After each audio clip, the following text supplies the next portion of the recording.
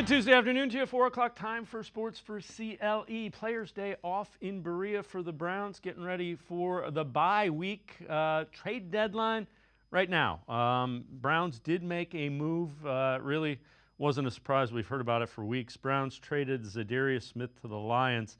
Smith and a 2026 7th-round pick to Detroit for a 2025 5th-round pick and a 2026 6th-round pick. We had heard it would have been a 4th. I like the 4th better. The other thing, the Browns released defensive tackle Quentin Jefferson, one of their big D-tackle free agent signings.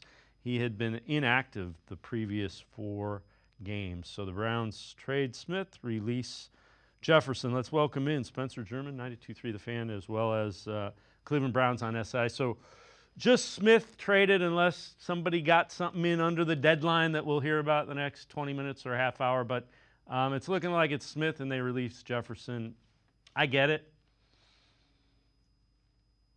Yeah, I think there was a lot of talk, obviously, about the trade deadline, what the Browns are going to do, how active they would be. The fans, different sects of fans had their theories on, maybe they'll trade Myles Garrett and strip this thing down to the studs and just like get a bunch of picks. I tried to warn people though, like, Dave, I just don't think this isn't baseball, right? Where you can trade a bunch of guys, you got a farm system kind of waiting in the wings, and you can call guys up to sort of fill those spots.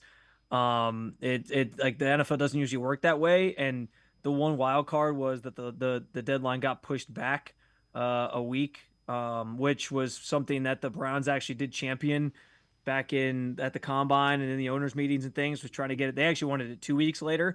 So you wondered if that would maybe make things a little more active. I think we got a decent amount of trades, but yeah, there wasn't anything. I never expected them to just like fire sale trade everybody. I thought maybe Greg Newsome could be somebody they try to move. It sounded like there were some talks about him, but nothing ever came to fruition. I know David Njoku's name got brought up a couple times in some reports, most notably from Mike Florio, Pro Football Talk. But I think like his contract makes it harder to move him.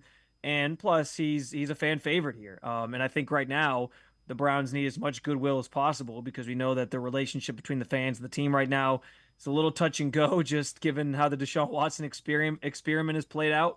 But yeah, the Zadarius Smith thing had been kind of coming for a couple weeks. I think it's fine. Like you, I thought they'd maybe get a 4th-round pick. But clearly, I do think like the fact that they had these conversations, the fact that they did at least make that move, sort of signals that that Chargers game on Sunday was kind of the last nail in the coffin for understanding where they're at. And I think they've sort of pivoted to, we're going to try to stay competitive this year, but understanding that they got to start thinking about 2025. Yeah, the other thing I think, if you make a bunch of the trades with Newsome and those guys, you're in for it's a rebuild, and I think they're thinking more along the lines of a pivot. They clearly have to do something with the offense. The offense has been a disaster. Yeah. I mean, it's a disaster. But you don't want to get rid of defensive players that can still play. We mentioned some of the trades. Here's some names that will resonate with some Clevelanders. Marshawn Lattimore from Glenville High School.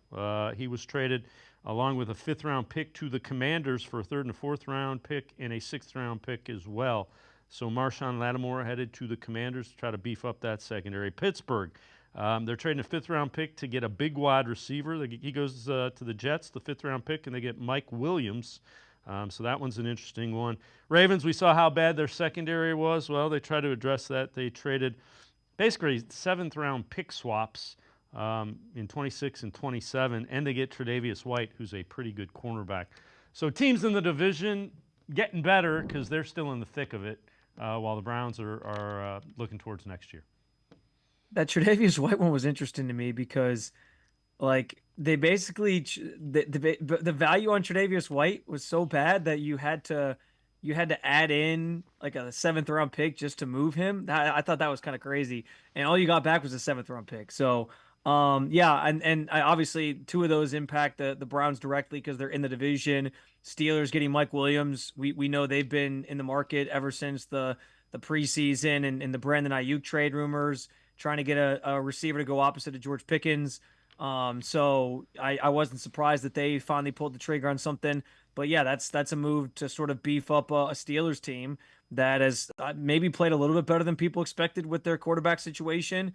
But that's the Mike Tomlin effect, and they have a real legitimate shot at winning this division. So kind of pushing the chips into the center of the table there, trying to add to that room and go a little bit more all in. Yeah, I mean, I think generally an eventful day, but a not a crazily eventful day in terms of the trade market and what was kind of out there and what went on. But yeah, I think there was the trades within the division certainly make for some interesting storylines here moving forward throughout the rest of the season. All right, so take a look at this most dropped interceptions this season according to PFF. Jameis Winston is second, and he's played what, 2 games and 2 drives or something along those lines. Yeah. Matthew Stafford 6 is the tops. Winston second with 5. Then you got Allen, Mayfield, Hurts. All starters who throw the ball a lot with 4. I know you wrote an article. Browns get the full Jameis Winston experience against the Chargers, and that is included in that with balls that go into harm's way. Yeah, and I think it's funny, like you mentioned only really playing 2 games.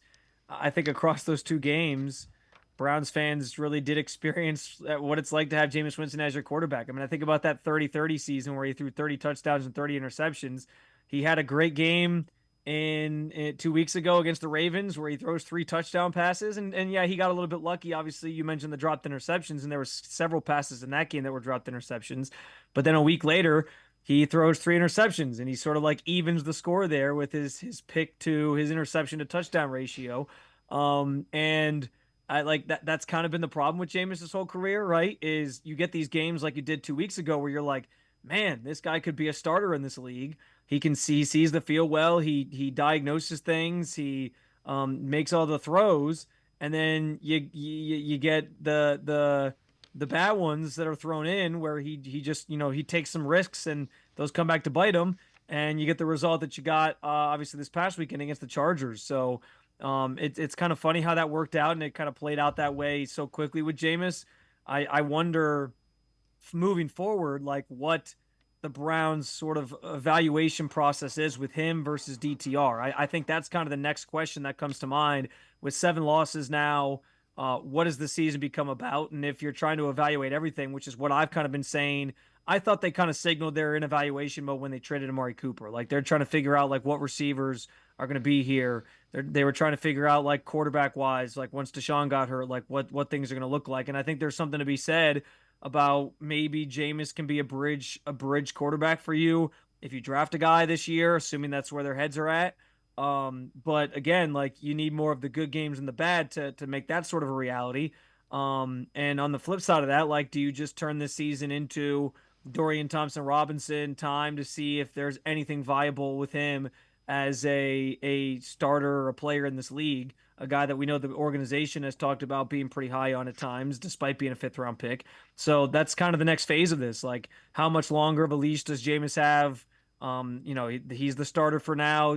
Coach Stefanski said on Monday that he's sticking with Jameis, but will that continue deep into the season? I guess remains to be seen.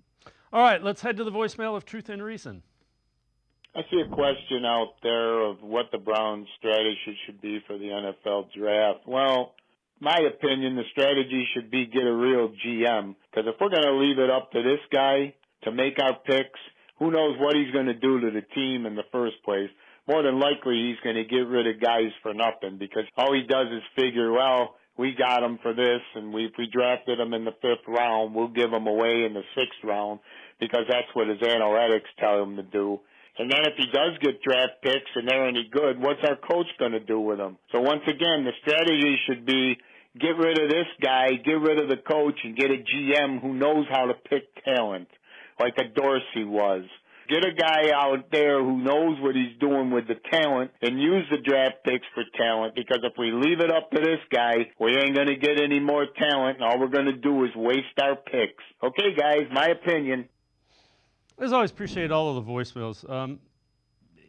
Again, I keep hearing about John Dorsey. Remember, John Dorsey hired Freddie Kitchens. That's our football guy. Yeah. He hired Freddie Kitchens as a head coach. That was a disaster. He also passed on Josh Allen and Lamar Jackson with the number 1 overall pick and took Baker Mayfield. Now, Baker Mayfield's playing well. You know, I get crucified when I point out I'd rather have Josh Allen or Lamar Jackson. Those guys are on Hall of Fame tracks. And if you disagree with rather having Lamar Jackson or Baker Mayfield than, or Josh Allen or Lamar Jackson than Baker Mayfield, and I can't logically argue football with you. Relative to Dorsey's drafts, let's take a look at them. So this is 2018, and it was pretty good. You know, Mayfield and Ward are great. Corbett was a miss, big swing and a miss. Chubb was really good. And then, you know, 3rd, 4th, 5th, 6th rounds, those guys are you know, they're bad. So he hit, but he hit on picks that Andrew Berry hasn't had. And Corbett was a big miss at 33. He took Austin Corbett, who is in the league still, ahead of Nick Chubb. So again, I would argue Mayfield won the great pick at number 1. Here's his 2019 draft. This is a lot of like the picks that Andrew Berry has had. Grady Williams, that was a swing and a miss. Taki is still playing. Red Wine. These picks are a lot like Andrew Berry. You can go back and look at any GM and say, that was our football guy making that. And I would say the huge separator is he hired Freddie Kitchens. That ends the football guy talk. Yeah, you know, it's interesting because I do wonder. I kind of felt like some of the power structure, like John Dorsey won the power sort of structure of things the first time around when there was a head coaching vacancy, and they listened to him over Paul DePodesta, who we know pulls some sort of strings in the organization to hire Kitchens, and so that became the straw that breaks the camel's back and gets John Dorsey out of here. I think John Dorsey is a tremendous GM. I do think he has a tremendous eye for talent. I understand like his second draft wasn't his first draft was good. He was hitting on the picks, the higher end picks largely that you want to hit on. He also had 2 firsts and 2 seconds so he had more sort of bites at the apple to kind of get those right. And you know, I think like if he maybe hires a different coach, maybe he would have still been here beyond the 2019 season. But like with Berry, it's interesting because yeah, you can look up and down his draft picks, and there's certainly some misses on there. And the one that's going to be the biggest the biggest strike against him is the fact that Jedrick Wills is one of only 2 first-round picks that he's made, his first-round pick. And Jedrick Wills is I think at this point 5 years in, looks like he's not really going to be a very good player in this league. Looks like he's not going to be an everyday tackle that you were hoping he was going to be. So that I understand like that's a big strike against him. He hasn't developed receivers. That's another strike against him. Listen, if you have questions about whether or not Berry should be the guy drafting your potential franchise quarterback this spring, I can get behind that. I can understand why your head would maybe be there. I don't know that I would just pivot back to John Dorsey and say he'd have this thing figured out. I don't necessarily think that's true. And I do think there are some hits on there for Berry as well that you can't neglect. I think Greg Newsome, his other first-round pick, is generally a hit. I know he's had some moments where he has lapses and he makes mistakes, but I think like he's a pretty solid corner in this league. Maybe he's not first round good, but I think he's good as a player overall. Jeremiah Owusu-Koramoah, who's probably going to be a staple player for this franchise for years to come. You know, Grant Delpit is a guy that he hit on a couple years ago in the draft as a safety, his first that same year, that first draft as a 2nd-round pick. So there's been some guys, there's been some players that he's also nailed. Again, I get if there's questions about Andrew Berry leading this charge moving forward. But I don't know that I'm like having this revisionist history just going back to John Dorsey saying like he needs to be here. Because to your point, he did pick Freddie Kitchens, and that was ultimately the thing that did him in. Well, and you know, the picks you're pointing to are picks that Berry didn't have. He had the number 1 overall pick. And again, Baker Mayfield is a legitimate NFL quarterback now. I'll give you that. He's not as good as Josh Allen, and he's not as good as Lamar Jackson, and Sam Darnold's starting to play well. Those are the 3 guys he passed on.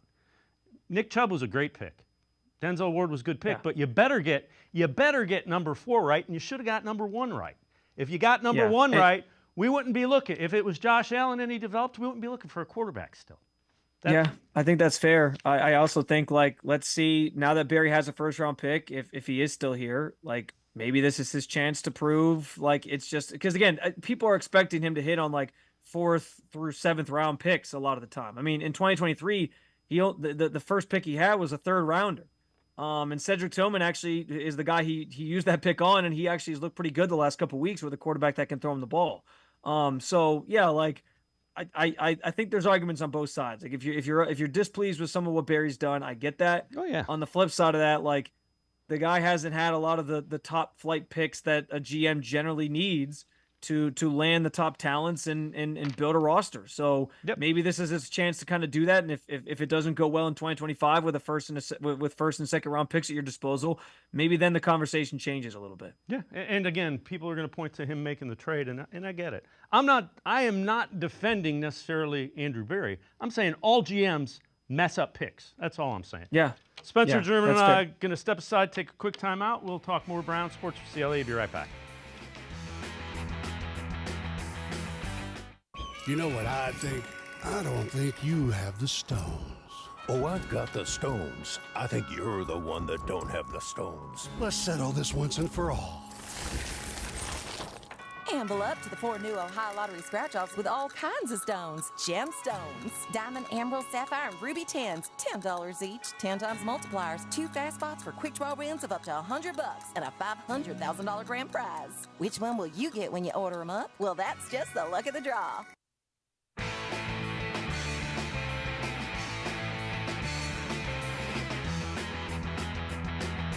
We continue talking Browns with Spencer German from 92.3 The Fan and Cleveland Browns on SI.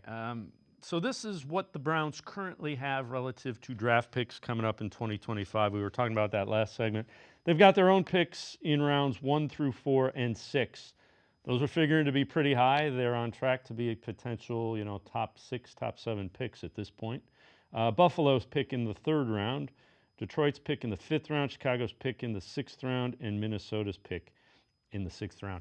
And when we talk about what do they need, they obviously need a quarterback. They need a wide receiver. And they haven't picked, we've talked about Andrew Berry selecting wide receivers. They haven't taken one in the first 2 rounds. They probably need a tackle, maybe a left tackle, or if you switch DeWan Jones. I mean, those are 3 premium positions. The defense isn't bad. The offense needs a lot of work. Yeah, I think defensively they're generally pretty set. There's probably a few areas you can look to. I just knowing Andrew Berry's sort of pedigree and his history, you can almost guarantee and pencil them in to take some sort of defensive back at some point on that side of the ball, whether it's a later round or whatever. They always just tend to take one. But yeah, I think defensively with the guys that are still here and some of the young names on this team, I think they'll be pretty set. And I think it is going to be about like revamping the offense this offseason, starting at the quarterback position. I think receiver, to your point, is another big one, and maybe there's an opportunity there for Barry to use one of those the first or second rounder on a receiver. If they find a different route to go with quarterback, I don't know. And I do think like tackles could be a need. We'll see what DeWan Jones looks like the rest of the season. Kevin Stefanski obviously announcing that DeWan Jones was going to start at left tackle moving forward, and they're sort of evaluating him, I think, at that position as a potential guy that could hold it down. But you still might end up needing something there. I also think like guard could be in play. I know they just drafted Zach Zinter this year. But if he doesn't develop the way that you wanted, Joe Bitonio could be retiring at the end of the season, and maybe you feel like you still need to add some depth there. And I mean, yeah, like maybe you need 2 tackles if Jack Conklin as he gets older, and if you try to find a way out of his contract. So I definitely think the biggest needs certainly are on the offensive side of the ball.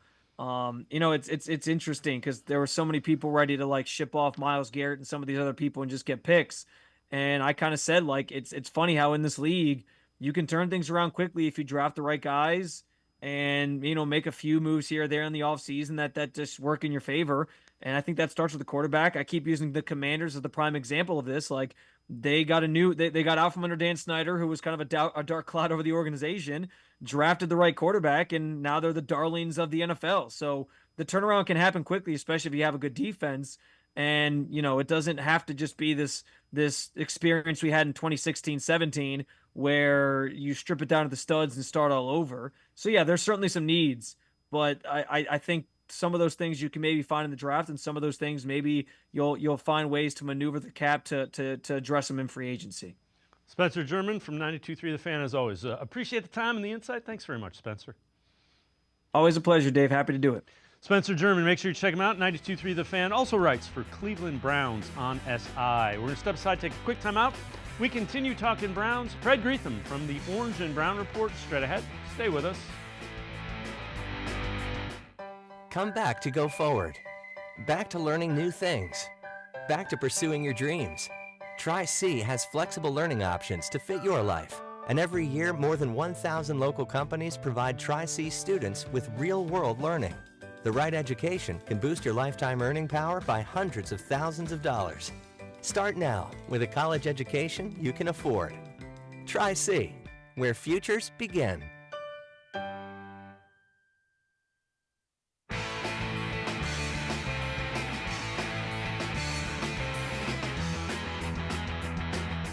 We continue talking Browns on Sports4CLE. Former NFL offensive lineman Brian Baldinger analyzing the Browns' defense, video analysis, film breakdown on the challenges and breakdowns they had against the Chargers. The great rock band Led Zeppelin once had a hit called Communication Breakdown. It completely defined the Cleveland Browns defense on Sunday. It never got any easier than this. I don't know what's going on. I don't know what the call is. I don't know what the coverage is. I know this. That's too easy for Josh Palmer to go find the end zone for 28 yards in the opening touchdown. But it got worse. Oh, yeah, it got a whole lot worse. Like this one right here is 3rd and 6. It's a 7-3 game. Like, I don't know what the coverage is, and I don't know what they said, and I know what was communicated. But I see two players chasing Quentin Johnson right here, and they both look frustrated like they didn't know what was going on. And it was more than just that. You watch this right here on 3rd and 6. On 3rd and 6 with Ladd McConkey coming in short motion. Should it be this easy to Quentin Johnson right here on the outside? Should somebody be squeezing that a little bit harder? Should this in the slot to Ladd McConkey be this easy? Should it be just going up and just curling into the wide open prairies right here? Like it's like in the middle of Nebraska, there's nobody around him.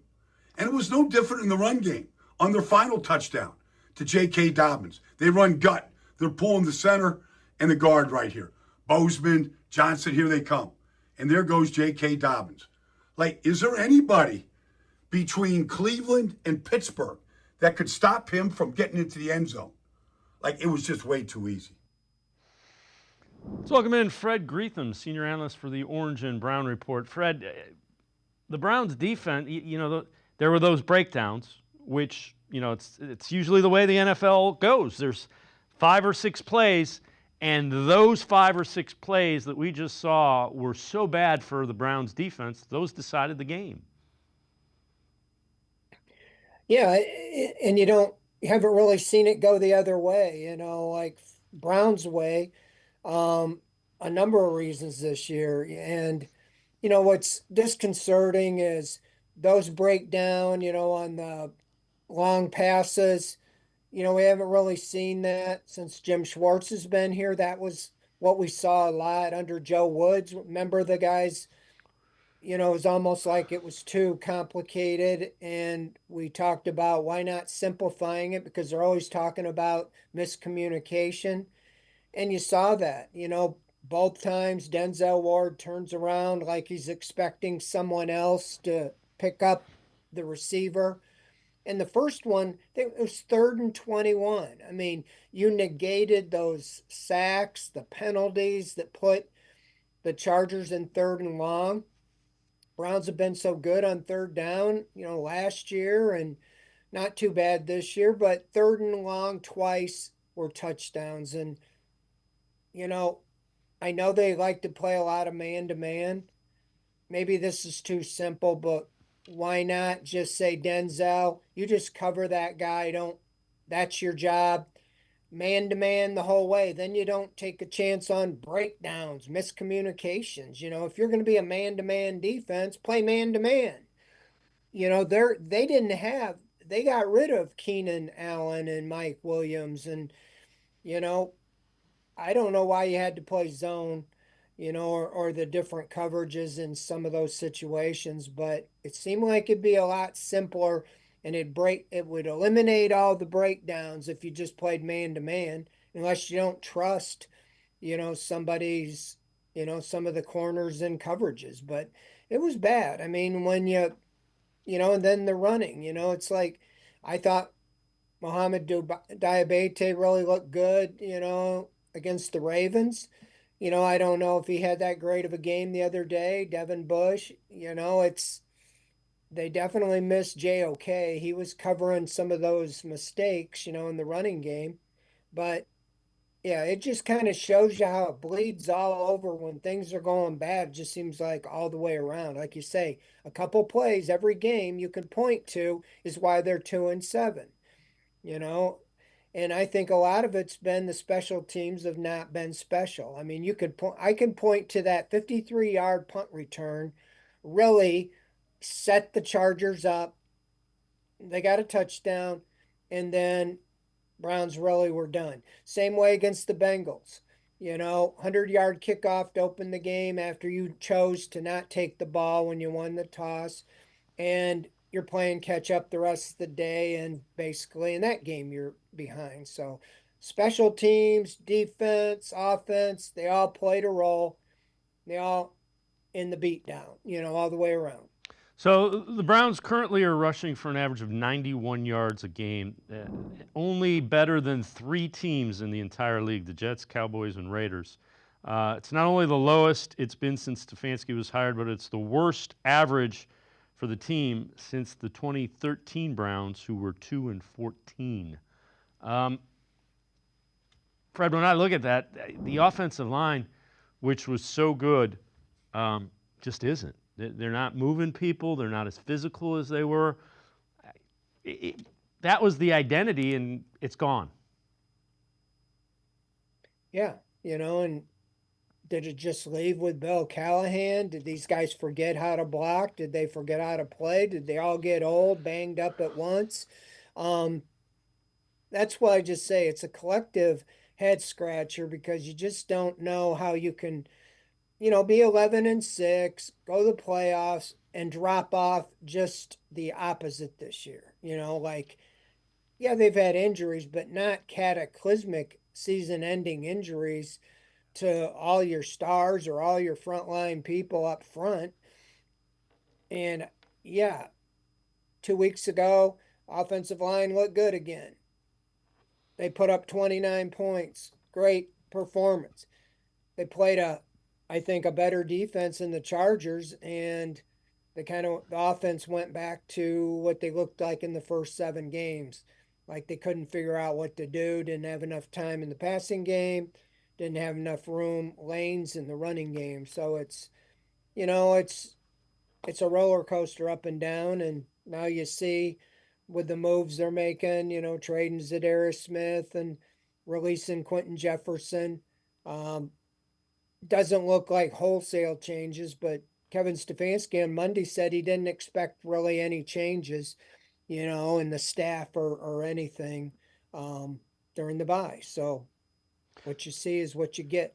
So here's you mentioned the Zadarius Smith trade. CBS Sports grading the trades. They say the Browns got a C+. Again, it was, as we showed you earlier, Zadarius Smith in the 7th round for a 5th and a 6th. Not earth-shattering turn for Smith, but that wasn't the expectation. His name was floated out in rumors. 32 years old and in his 10th season in the league. Day 3 pick makes sense for compensation. I liked it better when I heard it was Zadarius Smith for a 4th-round pick, but I get it. Good for Zadarius Smith. Let's hope he goes and does something with the Lions. Yeah, I mean, I understand why they're doing things, but to me, it just seems like, did you get better or not? I didn't think they got better when they traded Amari Cooper. Now I can see because Tillman has used that opportunity and he's moved up and, had 25, 26 catches in 3 games and looks like he's a competent wide receiver. Now, is there going to be a young guy that can do that at the edge? Is it Isaiah McGuire? You're not going to see Alex Wright because he's out for the season.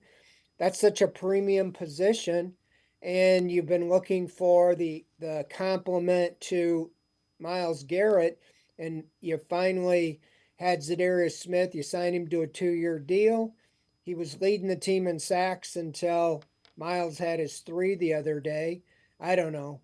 I don't know how you put a value on it. To me, getting a 5th round pick or whatever it is, to me, I don't feel like that makes you any better. Yeah, you unload some salary. Yeah, really, that's about it. So, and I guess you can probably roll that over into next year because you're going to need it because of the cap hit. Fred Greetham, senior analyst for the Orange and Brown Report. Now I can step aside, take a quick time out. Other side of the break, we'll head to the voicemail of Truth and Reason. Sports for CLE. I'll be right back. Stay with us. You know what I think? I don't think you have the stones. Oh, I've got the stones. I think you're the one that don't have the stones. Let's settle this once and for all. Amble up to the 4 new Ohio Lottery scratch-offs with all kinds of stones. Gemstones. Diamond, emerald, sapphire, and ruby 10s. $10 each. 10 times multipliers. 2 fast spots for quick draw wins of up to $100 and a $500,000 grand prize. Which one will you get when you order them up? Well, that's just the luck of the draw.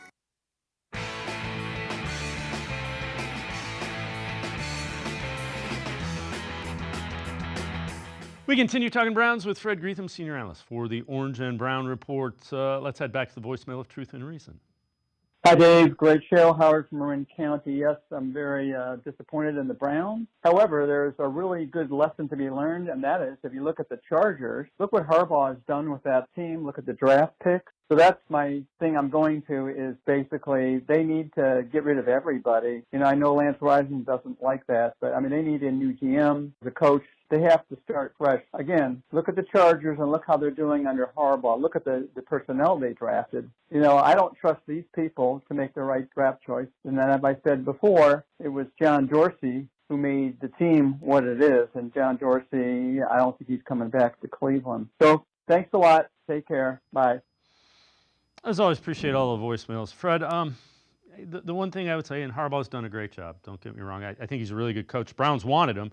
When he was, before he came back into the NFL. He had a quarterback. He had Justin Herbert. So they had the quarterback figured out. That's a huge piece of it. And Harbaugh's just he is a good football coach. Relative to John Dorsey, we showed earlier in the year, he had the one really good draft where he had Ward and Baker I would have done differently, but I'm arguing, and he got Chubb. The second draft that he had was a lot like Andrew Berry's draft. He had 2 drafts, 18 and 19. 19 draft was not a good draft. And he hired Freddie Kitchens. So let's pump the brakes a little bit with John Dorsey. But you got to figure out the quarterback position. We have been in purgatory for all the names, and there's going to be more names now because Watson's not the answer. You got to figure out the quarterback. Well, yeah, you answered it. That's Jim Harbaugh. You knew what he was going to do. He's from Ohio, but we saw what he did with Michigan. We saw what he did at Stanford. The 49ers took him to the Super Bowl, and obviously at Michigan. He's a good coach. He wants to play smash mouth physical ball, but he's starting with the most important piece of the puzzle, and that is an elite or on the verge of an elite quarterback. That guy bailed you out of a 3rd and 21, 3rd and long with 2 touchdown passes. If you leave anybody open, a quarterback like that can hit the open guy with his laser arm. And, that's to me, if the Browns would have had Herbert playing in the first 7 games, I bet you they would have won 2 or 3 more, if not more than that. They need to have a top echelon quarterback. We know that.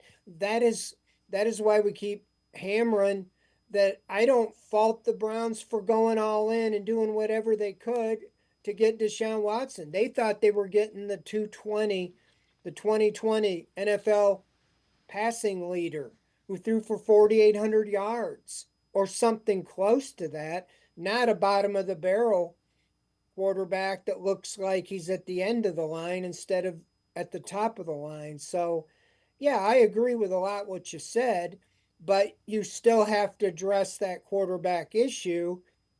If you get rid of everybody else, who are you going to get? Yeah. Jaden Daniels, I don't know if everybody thought he was going to be the best thing ever or he'd have been the first pick, right? I think he was second. He was second, yep. And I was talking to Daniel Jeremiah before the game the other day. He works for the Chargers radio. He's the NFL Network's chief draft guy. And he said he hasn't done a deep dive yet on quarterbacks or anything. He usually doesn't do that till Halloween, so that was just the weekend. But he said just watching on the surface, he hadn't been impressed with any of the quarterbacks to think there's a clear cut. There's a guy that you know, Joe Burrow or somebody that you know is going to be a can't miss. You know, the Colts kind of lucked into that when Andrew Luck was the guy, the first pick. Bengals kind of the same thing. Seems like everything else is a crapshoot. And, you know, maybe there is a elite quarterback in this draft, but are you going to be in a position to get them? And are you going to get the right one? Yeah, go find somebody who you trust to analyze quarterbacks and then listen to them because whomever's done it hadn't gotten it right here in Cleveland. This from The Athletic. NFL coaches who may be on the hot seat, and they say Kevin Stefanski. Deshaun Watson's inability to regain on-field mojo was apparently only part of Cleveland's struggles. Browns have regressed on just about every front in 2024. Watson out for the remainder of the season with the Achilles injury. But given the Browns' apparent commitment to him despite his struggles, they could opt for a coaching change. They also mentioned Doug Peterson, Antonio Pierce, Brian Daboll, Mike McCarthy, Matt Eberflus on that list.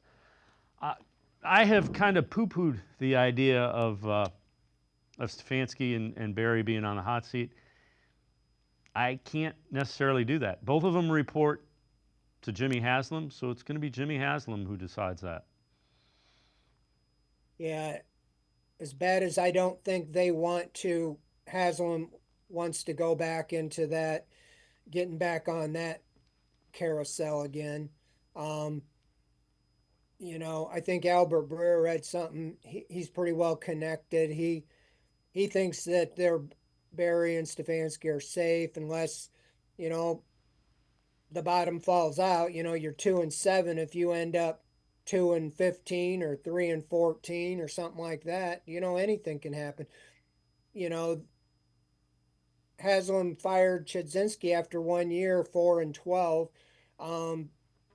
You know, it just depends on how it looks. You know, they might present a plan, but if it just doesn't make sense, you know, anything can happen. But I think that they would stay the course. I think that they have to verbalize a plan, maybe more so than they will in the media. We talked to Andrew Barry tomorrow morning. I don't expect him to lay out any plans for us, but I mean, they have to. I think the better way to go is to pivot, not blow it up. You do have some players on this team that I think you can win with, but you got to get it right at the quarterback position. And if that means to go all in, you know, to find the next guy, I don't know. And I don't know if you do that in the draft. I don't know if you're going to be high enough picking. None of us can talk about that now. Just today, November 5th, you know, the best path forward to me is to find maybe somebody as a short-term, you know, if you look at a Kirk Cousins, okay, he's, 36, something like that. But they drafted Michael Penix, 7th or 8th overall. You know, down there in Atlanta, they're going to turn it over to him. And I would say if the Falcons don't make it to playoffs, I think you might be able to go get a guy like Kirk Cousins who used to work with Stefanski, you know, assuming they keep those guys in place. And maybe you can pivot, you know, until you get that figured out long term, because, you know, you feel like the quarterback was one of the biggest problems in the first 7 games.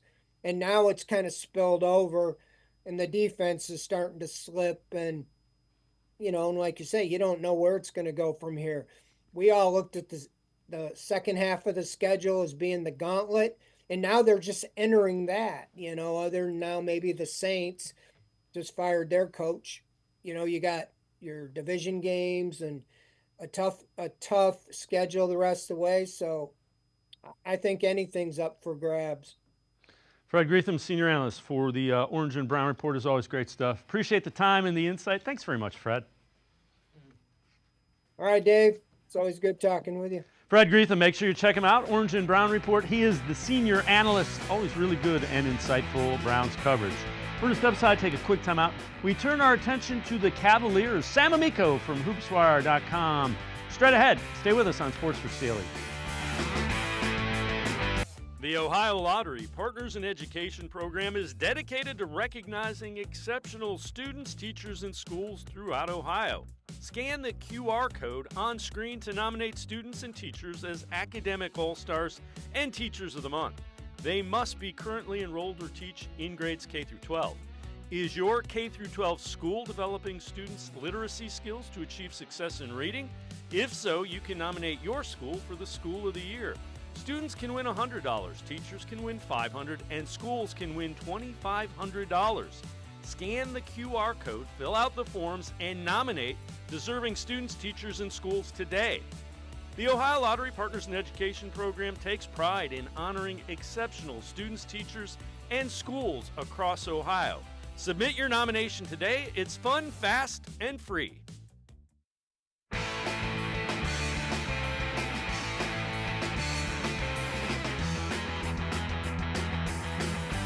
We turn our attention to the Cavs, off to an 8-0 start to begin the NBA season. ESPN's national basketball reporter Brian Windhorst. Some of the reasons why the Cavs have been so successful. I see four things that have caused this good start. One, they've got continuity. Typically, when you see teams get off to good starts, a lot of times it can be contributed to continuity.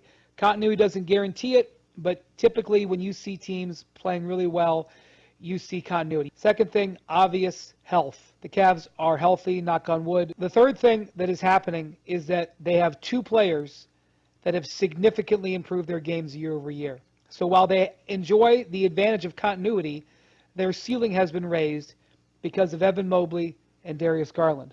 Fourth thing, they have played 3 clutch games this year, 2 in the last 3 days. They are 3-0. When you're a very good clutch team, or you have some things you can do in clutch time that you can rely on, you're a much more potent thing. Those 4 things have aligned. With that, let's welcome in Sam Amico from hoopswire.com, as well as Full Court Cleveland on FanDuel TV. Sam, there's just so many good things, and they've played so well, you tend to overlook. Max Strus, who is a starter, has been out, so they haven't been completely healthy. They got a lot of depth, and Kenny Atkinson, they've bought into what he's been selling. Yeah, Dave, and this is just a situation where, as Brian Windhorst explained, really it's obviously Evan Mobley and Darius Garland have raised their games, but the entire bench has as well. Guys like Sam Merrill, George Niang, Karis LeVert, who's missed the last 2 games, has also raised his game. Couple others in there. Dean Wade missed Monday's game because he was sick, but as a starter filling in for Max Strus, has played even better than last season.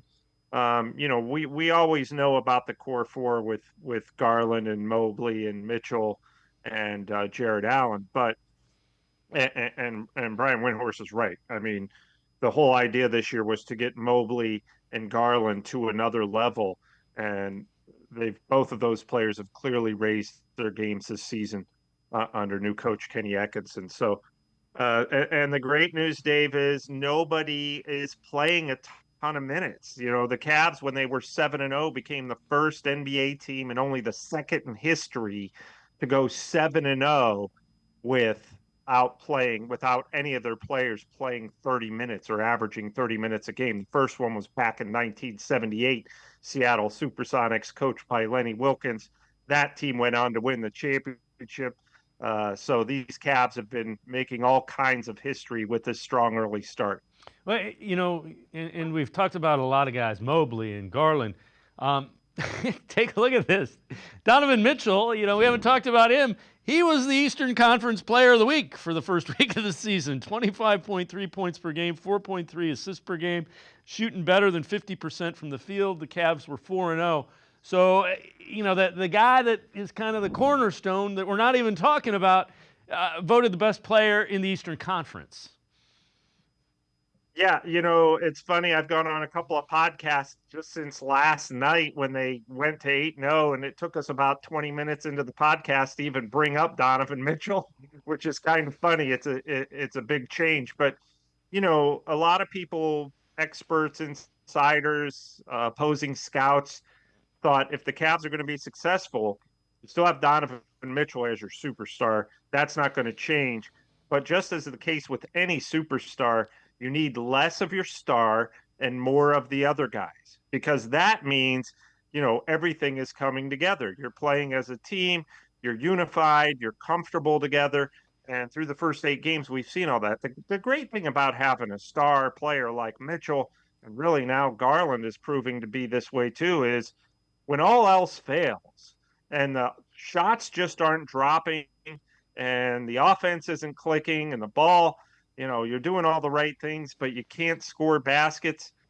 That's a superstar. You just get him the ball and hope he can take it over. And the Cavs really have that guy in Mitchell. And it looks like Darius Garland, who's done that twice this year now, including the game at Madison Square Garden and the win over the Knicks, just taking over the game. So, yeah, I mean, Donovan Mitchell's as good as ever.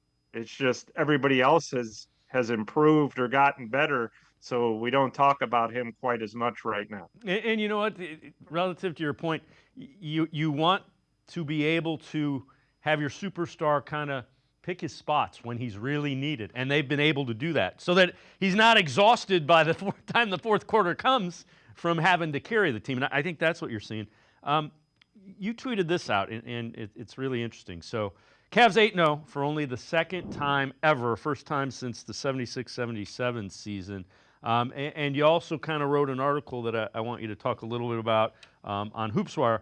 Last couple of games, they've had to give everything at the end of the game to come away with those 2 wins.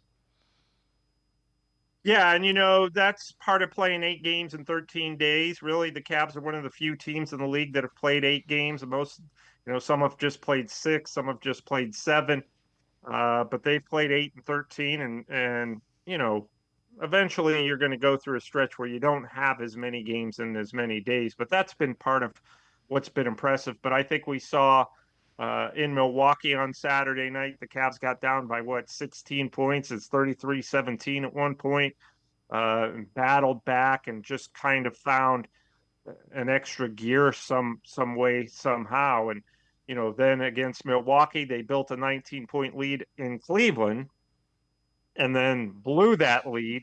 And we're down, I think, 7 with under 6 minutes to go. And I just thought, man, they just look like they've run out of gas. And, somehow, some way found a way to scrap back in that. But their legs, they look tired. They look worn out. They had just played a close game in Milwaukee. Credit to the Bucks. They did the same thing, and they had to come to Cleveland without Giannis Antetokounmpo in the lineup. So Kenny Atkinson, after the game, called it a mental fortitude win for the Cavs because, he said, when things were going awry, what did you do to try to, stop that bleeding? And he said, we were trying everything, we were trying everything. And eventually, as the coach, all you can do is just sit there and hope that it works. You can't do anything more than that. And he's like, man, I was just watching at one point, and thankfully the shots started dropping. Darius Garland really took over, and they were able to fight through that. Yeah, and those type of games, you want to call them mental fortitude, mentally, whatever you want to call them. Those are the type of games good teams win. When teams are winning those kind of games, they usually go into the playoffs and do well in playoff basketball. Take a look at this. We've alluded to it. Darius Garland against the Bucks, 39 points, 8 assists, 7 made three-pointers. Just the 5th player in Cavs history to reach those numbers in a single game. LeBron James did it 3 times. Mo Williams did it. Kyrie Irving and Donovan Mitchell. We've talked about Darius Garland. It sure seems like last year was a little bit of an aberration. The other thing, it seems to me in the first 8 games, different guys are stepping up every night. That's, again, another sign of a really good team. Yeah, absolutely. As far as Darius Garland goes, Kenny Atkinson said this when we pointed out, 39 points, 8 assists. And Kenny Atkinson said, yeah, and only 2 turnovers. And then he pointed out Darius Garland in Milwaukee in that game, 12 points, 10 assists, ran the offense, forced nothing, and again, only 2 turnovers. So with Garland, obviously last year we spent a lot of time talking about his turnovers and how he was, kind of obviously had a rocky season. And Darius Garland admits that very quickly. But the fact that he's, taking care of the basketball has been just a big boost to everything that they're trying to do. Because if you're making turnovers as the point guard, then all of a sudden the whole offense is clunky. So, that's a big addition, or I don't want to say addition, but a big fix from last season for Garland. And Dave, you said, you're right. It seems like a different guy every night is stepping up. To me, I'm watching them. I think it's like 2 different guys they're getting every game, on top of their core 4. It seems like you had the Sam Merrill game in Milwaukee. You've had a couple of Ty Jerome games. You've certainly had a couple of Karis LeVert games. And obviously he's missed the last 2 with the sore knee. But, you've even had a couple of Dean Wade games and George Niang games. So, and of course, Isaac Okoro had a big game in Milwaukee as well. So yeah, it's almost like you're getting 2 guys, or a guy who's really stepped up and then another guy who's kind of stepped up. And it's really resulting in, not just wins, but just the way they're approaching the season, that, a belief in each other and a belief in the system. And it makes it a lot easier for the coach to believe in guys who are role players when you get these kind of consistent performances. Sam Amico from hoopswire.com and Full Court Cleveland on FanDuel TV. And I'm going to step aside, take a quick time out. We'll continue talking Cavs Sports for CLE. Be right back. Stay with us. Come back to go forward.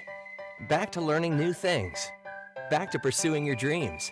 Tri-C has flexible learning options to fit your life. And every year, more than 1,000 local companies provide Tri-C students with real-world learning. The right education can boost your lifetime earning power by hundreds of thousands of dollars. Start now with a college education you can afford. Tri-C, where futures begin.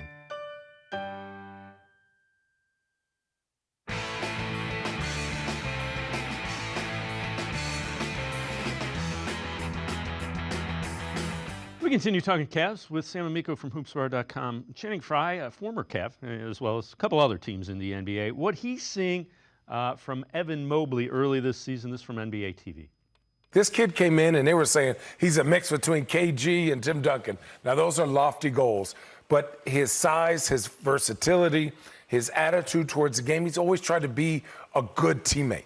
You know what the best teammates are? When you go out there and try to dog that other player. Right now, he's looking at Bobby Portis like a chicken wing, and he's hungry. I was about to say what Bobby did to him. I don't know, but listen, going full court, left hand, booming on people. Hey, he getting the ball. They're like, man, go to work. That confidence. If they want to go, this team, yes, they're going to be 8-0, I assume. This team is going to be very good. They're a top 3 team in the Eastern Conference since Philly is hurt. This team needs to go to the Eastern Conference Finals, or we're still going to be disappointed. It's just a fact. So if Garland and Mobley aren't running at that motor or at that level, this team doesn't have a chance, and it's just a fact. Sam, we've talked about it, and those are the 2 guys that have stepped up, and you see the difference. And Mobley, they need to just let him go, give him as much confidence on the offensive end, and you know what? This team they truly don't seem to care who gets the credit, which you don't see that very often in the NBA. No, it's that element of it is rare. But as far as Mobley goes, I thought Kenny Atkinson said something interesting after the latest win over the Bucks on Monday night, and said, we really like it when Evan brings the ball up and facilitates the offense a little bit, not necessarily as a point guard, but as a point forward. And as a 7-footer, if he can do that, that's going to keep opposing defenses out away from the basket. And Kenny Atkinson has said, I've told Evan, I want him to bring the ball up more. I'm pushing him to do it more. He's doing it some, but I said, keep doing it. The coach coach would like your 7-footer bringing the ball up. And you know, the other guys on the team have also credited that as a big part of their success, with Evan Mobley kind of facilitating a little bit out near the top of the key. He doesn't do it a ton, but when he does it, it seems like good things have happened. He's just been very efficient with the basketball and his ball handling, which is great because you have your 7-footer setting up the offense a little bit, and then he's down near the basket, scoring baskets. He's much more comfortable shooting from distance, whether it's, you know, the 3-point line or the 10, 12, 15 footers.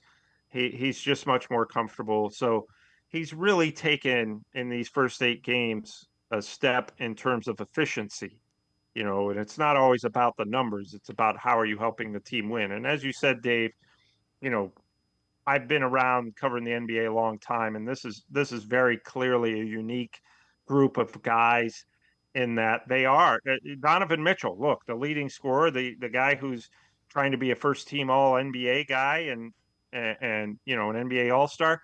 He said after the Bucks game, hey, what did he take? A couple of shots after the first half, and he said, my goal in the fourth quarter was to do nothing but make sure that Darius Garland got the ball. That's all I cared about. He's like, if you watch every possession, I made sure that Darius had the ball. And, you know, a lot of teams with superstar players, that's not necessarily their approach. They kind of look at it like, you know, okay, it's my turn to shoot.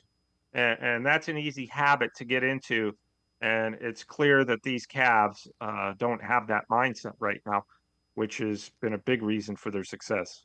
So you tweeted this out, and I find it really interesting. Rival NBA scout, Cavs are talented everywhere and play well together. The two bigs, Mobley and Jared Allen, are why this rival scout thinks they could get to the finals. Major issues for everyone else. And you can see that. I mean, yeah, they're big. Yeah, they're athletic. They can move. And Kenny Atkinson has kind of said, they can move. They're going to be a problem. Yeah, that's just it. I mean, they've always been a problem defensively, but there were always, you know, some questions offensively, whether they could fit together. And it's pretty clear that they do. Kenny Atkinson is utilizing them. And I think the fact that they've played together now, they're, you know, what, 3-4 years in having played together.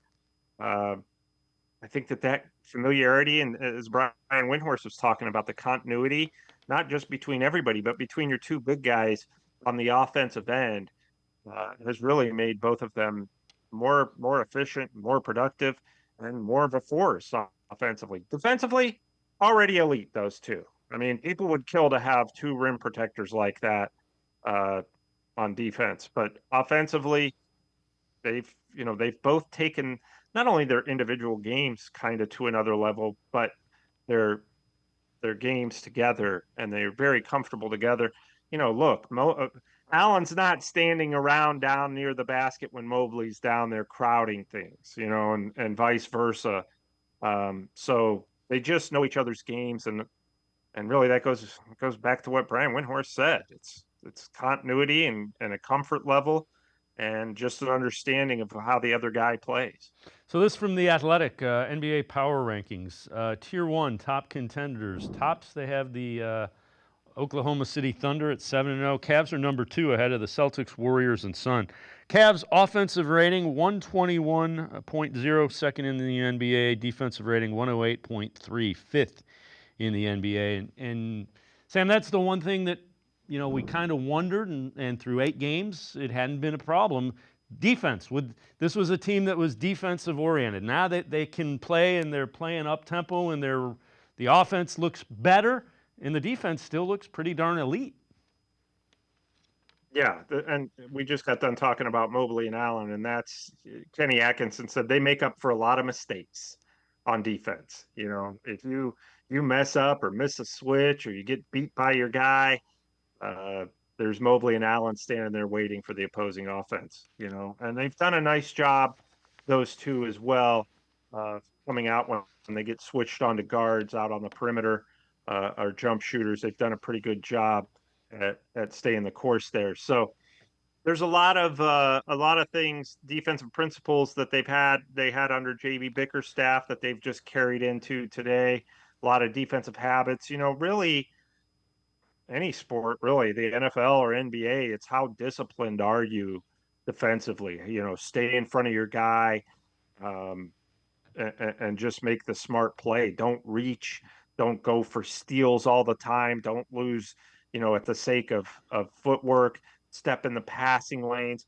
And we saw Sam Merrill, who's, not exactly known as a lockdown guy, against the Bucks, step into the passing lane and just zip down the court for an easy layup. So, that's the kind of thing. The opportunity is there.